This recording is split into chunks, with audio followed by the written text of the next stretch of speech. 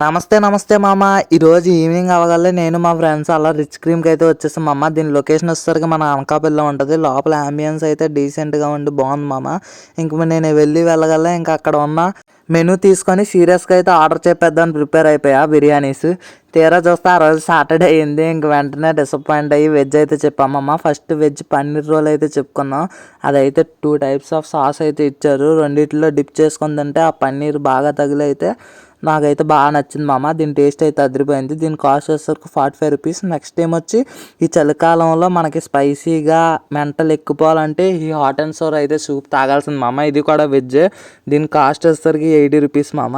ఇంక ఇది నార్మల్గా తాగినా బాగుంది. ఇంకా అందులో పెప్పర్ వేసుకొని తాగితే దాని టేస్ట్ వచ్చేసరికి నెక్స్ట్ లెవెల్కి అయితే వెళ్ళిపోయింది మామ. నేనైతే పెప్పర్ యాడ్ చేశాను.